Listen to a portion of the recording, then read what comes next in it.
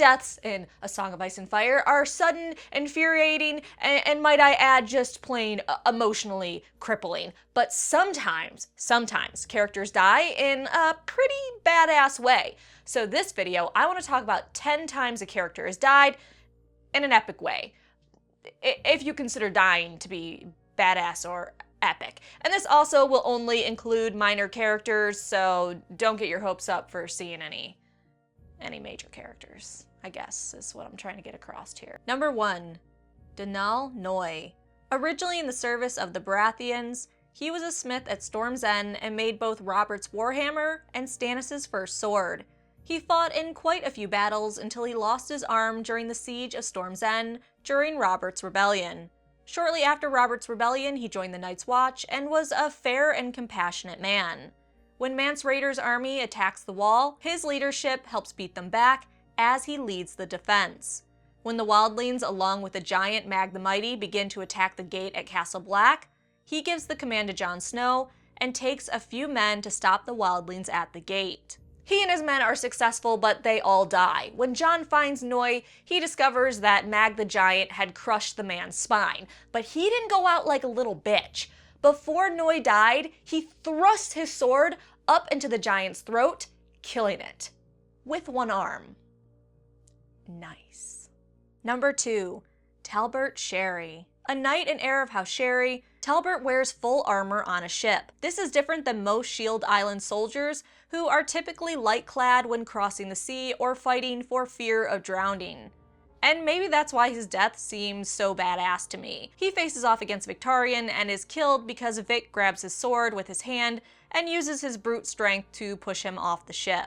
So he likely died being drowned by the weight of his armor, which in itself isn't badass, but the fact that this man wore full armor, fought Victarion, which was a pretty intense Ironborn in himself, and actually stood toe-to-toe with him for a little bit is kind of freaking cool. This man is such a badass that even Victarion later thinks that he was a super brave man and almost an Ironborn and deserved to feast with the drowned god. That is a glowing recommendation.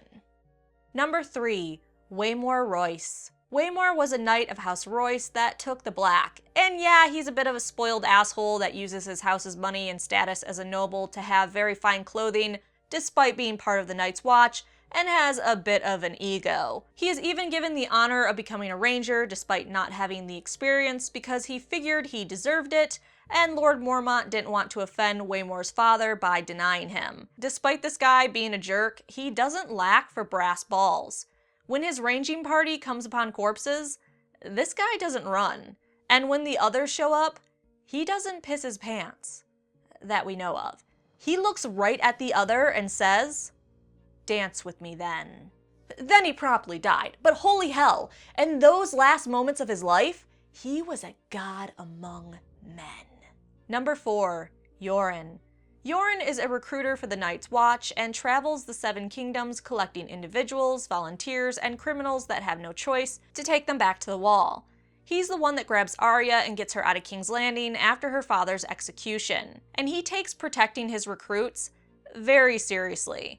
However, with the War of the 5 Kings breaking out, the journey is full of peril. When men come to take away one of his recruits, Gendry, he threatens them off. However, eventually men loyal to the crown find Urine and his group. Urine holds off the attackers as long as possible and even refuses to open the gate, which would have proved his loyalty and would have meant that he got to live. So he knew exactly what he was doing, and he knew that holding off these people to allow Arya to get the other boys to safety certainly meant his death.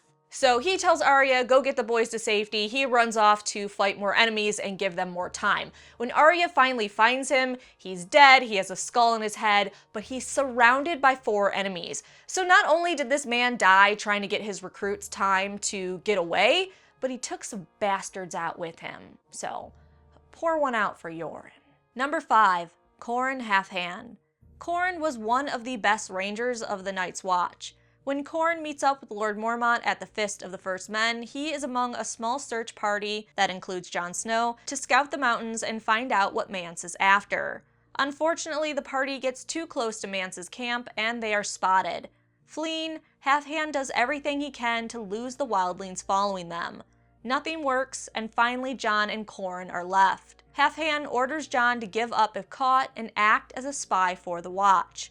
The wildlings arrive, and Jon is forced to kill Qhorin to show his sincerity. And it's made very obvious that Qhorin could have beat Jon's ass, but he didn't because he realized that he needed to die for the betterment of the realm. Even Jon notes this, saying that the Halfhand could have killed him as easy as someone could have swatted a bug. But he didn't, because again, he knew that his death would actually benefit the realm and benefit the Night's Watch. Number 6, Syrio Forel. He was a master fencer for Braavos and became Arya's sword-fighting instructor, teaching her in the Braavosi water dancer style. When Cersei orders all the Starks in the Red Keep to be killed or taken, men arrive during one of his lessons with Arya. He sees the men and tells Arya to flee while he holds them off, with only a wooden practice sword.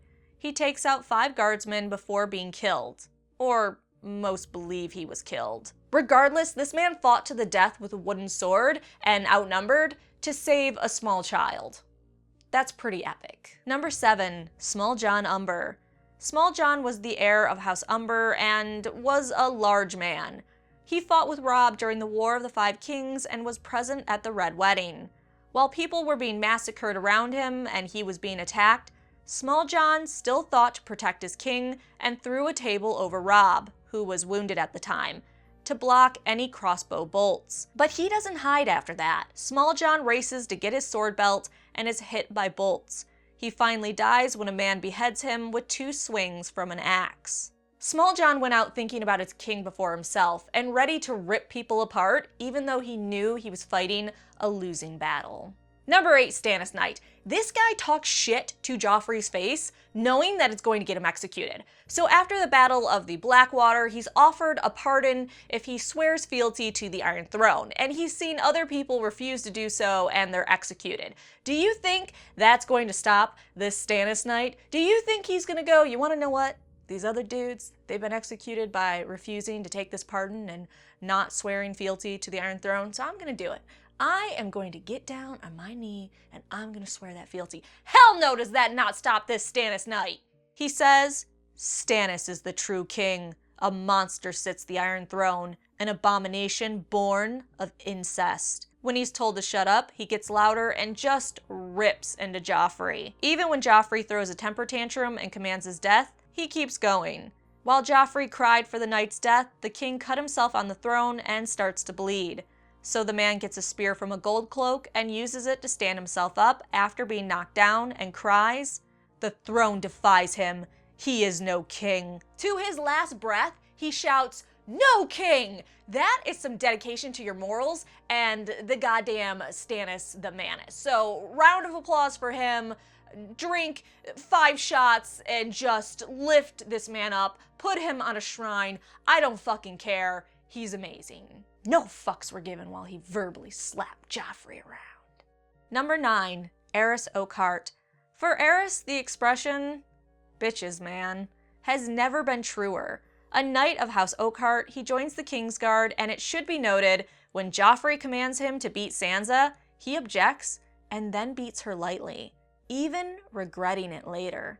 That's a true gentleman. Aerys is eventually sent to Sunspear in Dorne to guard Princess Myrcella. Well, he gets to Dorne and that saucy minx Ariane Martel, heiress of House Martel, uses her womanly wiles to seduce him and get him on board for rebelling against the Iron Throne and putting Myrcella on the throne over Tommen. Aerys brings Princess Myrcella to Ariane, but eventually Dorne's guards discover them. Despite being injured, Oakheart charges at the guards, killing 2 of them and fighting to the very end. He boldly claims, "You will not take her while I still draw breath." And then he charges at them, his horse gets knocked down, he gets knocked off his horse. He still charges them in a mad suicide rush, trying to stop them, knowing that it's going to lead in his own suicide. So instead of running away like a little punk bitch or just giving up, he was like, hell no, I'm going down with a fight for love.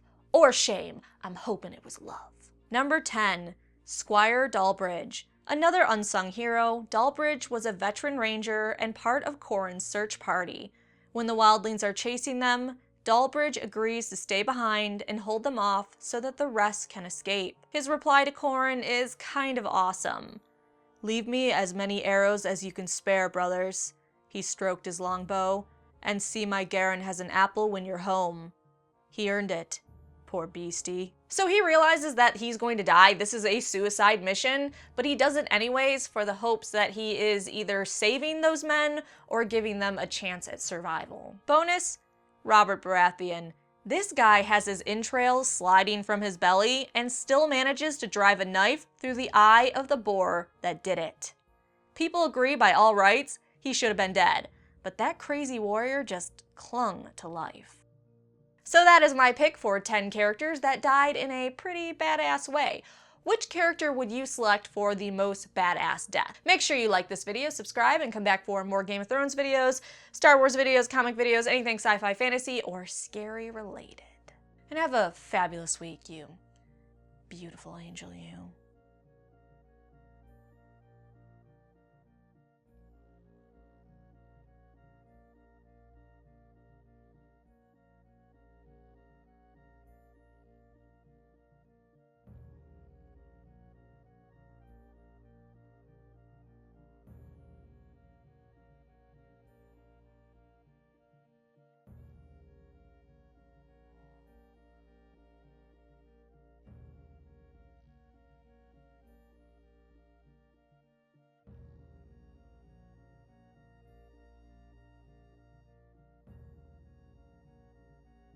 So he died saving.